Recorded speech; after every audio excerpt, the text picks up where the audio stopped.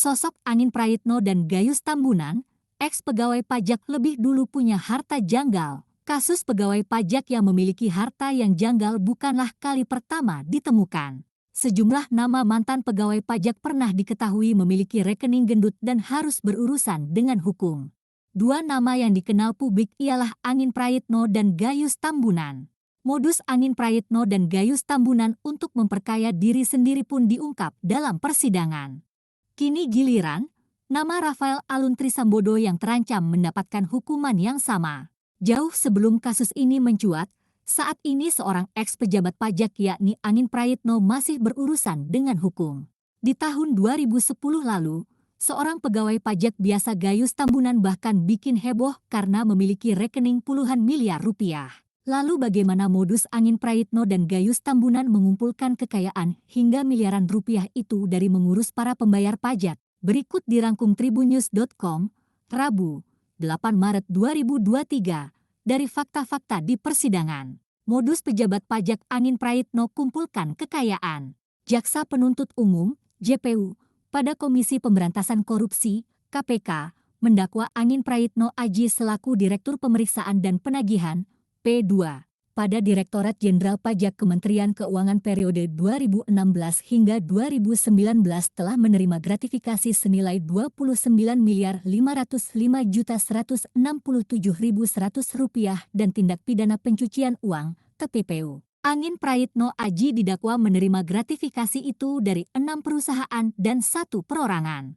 Jaksa KPK Yoga Pratama menyebutkan bahwa 7 pihak yang memberi gratifikasi kepada Anin Prayitno merupakan para wajib pajak. Total gratifikasi yang diterima terdakwa seluruhnya sejumlah Rp25.505.167.100,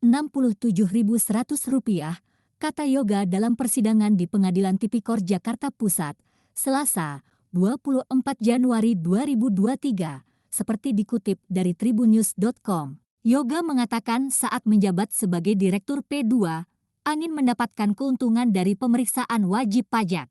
Modus pegawai pajak menurut Gayus Tambunan. Gayus Halomoan Partahanan Tambunan pernah bikin heboh Indonesia pada medio tahun 2010. Pegawai Ditjen Pajak golongan 3A itu terlibat dengan sejumlah kasus mafia pajak dan memiliki harta hingga puluhan miliar. Padahal Gayus ketika itu baru berusia 31 tahun dan sebagai pegawai Ditjen Pajak yang belum genap 10 tahun bekerja. Dalam perjalanan kasusnya, vonis di Pengadilan Negeri, PN, Jakarta Selatan pada 19 Januari 2011 menjatuhkan hukuman 7 tahun penjara dan denda Rp300 juta atau subsidiar 3 bulan kurungan. Sebelumnya, Gayus membacakan pembelaan atau pledoi pribadi di Pengadilan Negeri Jakarta Selatan, Senin, 3 Januari 2011, seperti dikutip dari kompas.com. Dalam pledoi, Gayus mengungkap 6 modus penyelewengan yang berpotensi merugikan negara. Pertama, kata dia, adanya negosiasi di tingkat pemeriksaan pajak oleh tim pemeriksa pajak sehingga surat ketetapan pajak, SKP, tidak mencerminkan nilai yang sebenarnya, baik SKP kurang bayar maupun SKP lebih bayar.